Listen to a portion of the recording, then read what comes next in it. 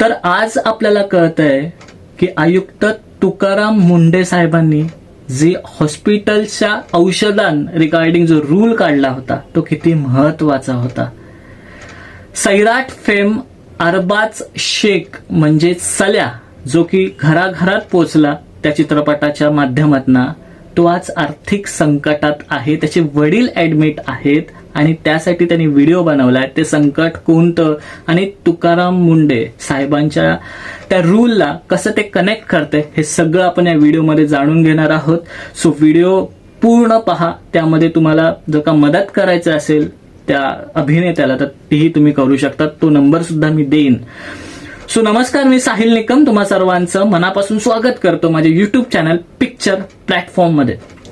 तर सैराट फेम अभिनेता अरबाज शेख, ज्याने सल्या ही भूमिका केली होती सैराट चित्रपटामध्ये, त्यांनी एक व्हिडिओ त्याच्या इन्स्टावर टाकलेली आहे. तो असं म्हणतोय की माझे बाबा ऍडमिट झाले होते आधी एका हॉस्पिटलमध्ये, तिथे तेवढा काही ते जे सामग्री लागतात ते वगैरे नव्हतं, त्यामुळे त्यांनी सोलापूरमध्ये त्याच्या वडिलांना नोबल हॉस्पिटलमध्ये ऍडमिट केलं.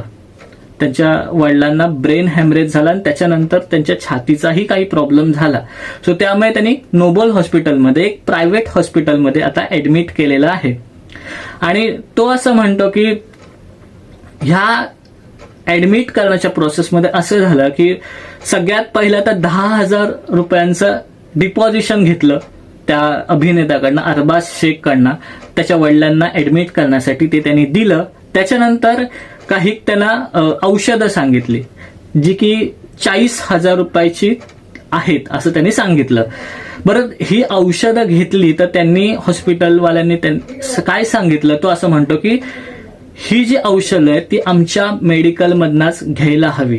तो असं म्हणतो की मी आधीच्या हॉस्पिटलमध्ये ते ऍडमिट केलं तर मी बाहेरनं औषधं आणली, पण ह्यावेळेस त्यांनी सक्ती केली की हॉस्पिटलमधनच औषधं घ्यावी लागणार.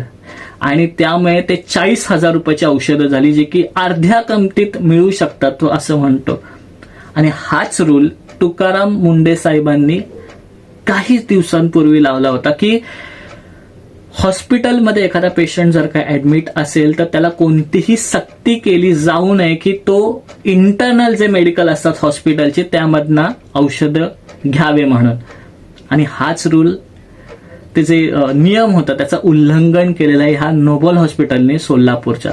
तो असं म्हणतो पुढे अरबाज शेख की माझ्या वडिलांना वाचवा की मी बघू शकत नाहीये, आता इतकं बिल होतं तर मला त्यांना शिफ्ट करावं लागत आहे ह्या नोबल हॉस्पिटलमधनं, आणि मला वाचवा, मला काहीतरी एक पर्याय सांगा. तो असं म्हणतोय लोकांना. आणि बऱ्याच लोकांनी ते सुचवलेलं सुद्धा आहे त्याच्या इंस्टाग्राम रीलवर, त्या जी व्हायरल झालेली आहे. आणि आता असं झालंय की हे जे प्रायव्हेट हॉस्पिटल आहेत कशी लूट करतात अक्षरशः हे तुम्हाला आता दिसतं आहे. म्हणजे एक प्रसिद्ध अभिनेता आहे ज्याला संपूर्ण म्हणजे सोलापूरमध्ये तो त्याला सगळेच ऑलमोस्ट ओळखत असतील, आणि इतकं प्रसिद्ध हॉस्पिटल असून सुद्धा, इतकं प्रसिद्ध व्यक्ती असून सुद्धा त्याच्यासोबत अशी लूट केली गेली तर सर्वसाधारण व्यक्तीचं काय होईल प्रश्न पडतो ना.